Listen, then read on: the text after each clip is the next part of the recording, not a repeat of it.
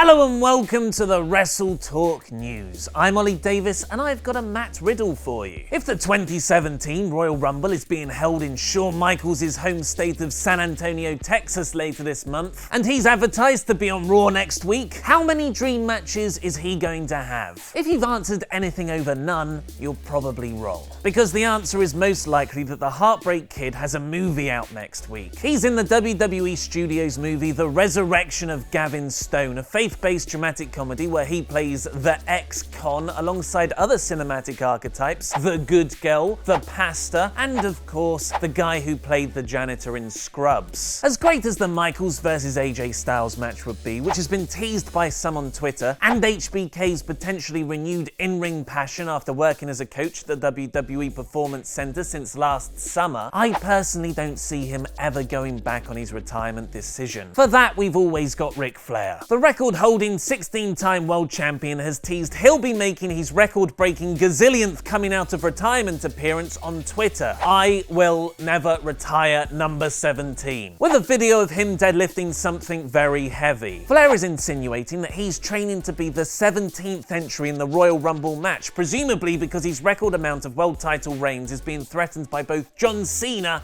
and his own daughter. Someone who definitely is in the Royal Rumble match, however, is Brock Lesnar. Despite being suspended by USADA for failing 2 drugs tests in the run-up to his UFC return in July last year. You're probably thinking, but Brock's already been suspended for that, right? Like shortly after it came out and then properly last month. And you're right. After Brock's UFC 200 victory over Mark Hunt, that's not a swear word, Mark Hunt, Lesnar was provisionally suspended. Then in December, Brock's victory was overturned, he was officially suspended for 1 year and fined $250,000 by the Nevada Athletic Commission, the body that manages the area where UFC 200 took place. This latest suspension is from the United States Anti-Doping Agency, which is also for 1 year and also runs out on July the 14th, 2017, as it retroactively dates back to when the provisional suspension was first announced. The agency's official statement reads, USADA announced today that UFC athlete Brock Lesnar of the Brooklyn Park, Minnesota received a 1-year sanction pursuant to the UFC anti-doping policy after testing positive for a prohibited substance on 2 occasions. This next bit is pretty darn cool. After Paige posted a photo of her engagement ring from Alberto Del Rio earlier this week, WrestleTalk might have one of its own marriage proposals to celebrate. Not for me, but for one of our viewers who for some reason wants me to do the honors. So on behalf of John Canavan,